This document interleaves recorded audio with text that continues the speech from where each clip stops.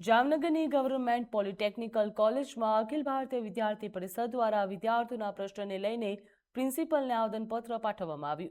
નગરમંત્રી રાજવીર ગઢવીની આગેવાનીમાં રજૂઆત દરમિયાન બોયઝ હોસ્ટેલમાં વોટર ફિલ્ટરની અછત, સફાઈની નબળી વ્યવસ્થા, પીવાના પાણીની સમસ્યા તેમજ ફાયર સેફટીના અભાવ જેવા ગંભીર મુદ્દાઓ ઉઠાવવામાં આવ્યા। આ ઉપરાંત મેસમાં પણ મળતા ભોજનની ગુણવત્તા સુધારવા અને વિદ્યાર્થીઓને મળતી મૂળભૂત સુવિધાઓમાં વધારો કરવા એબીવીપીએ જણાવ્યું હતું કે વિદ્યાર્થીઓ લાંબા સમયથી આ સમસ્યાનો સામનો કરી રહ્યા છે, છતાં પણ યોગ્ય કાર્યવાહી કરવામાં આવતી નથી। સંગઠનને કોલેજ તંત્રને તમામ પ્રશ્નો તાત્કાલિક ઉકેલ લાવવાની માંગ કરી આ સાથે ચેતવણી આપી છે। જોકે માંગણીઓને વહેલી તકે નિકાલ નહીં કરવામાં આવે તો વિદ્યાર્થીઓ દ્વારા ઉગ્ર આંદોલન કરવામાં આવશે। આ પ્રસંગે મોટી સંખ્યામાં વિદ્યાર્થીઓને એબીવીપીના કાર્યકરો ઉપસ્થિત રહ્યા હતા। સમગ્ર રજૂઆતને સમર્થન આપ્યું હતું।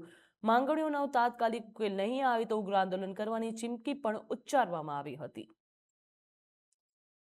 આજરોજ અખિલ ભારતીય વિદ્યાર્થી પરિષદ દ્વારા જામનગરની ગવર્મેન્ટ પોલિટેકનિક કોલેજ ખાતે બહોળી સંખ્યામાં વિદ્યાર્થીઓ દ્વારા પ્રિન્સિપલ શ્રીને આવેદનપત્ર આપવામાં આવ્યું કે જેની અંદર બોયઝ હોસ્ટેલમાં વિવિધ પ્રશ્નો લઈ આપણે જેટલા પણ પ્રશ્નો હતા તેને આવેદનપત્ર આપવામાં આવ્યું છે કે 7 દિવસમાં જો તે બધા પ્રશ્નોનું યોગ્ય નિરાકરણ નહીં આવે તો વિદ્યાર્થી પરિષદ દ્વારા ઉગ્રથી ઉગ્ર આંદોલન કરવામાં આવશે।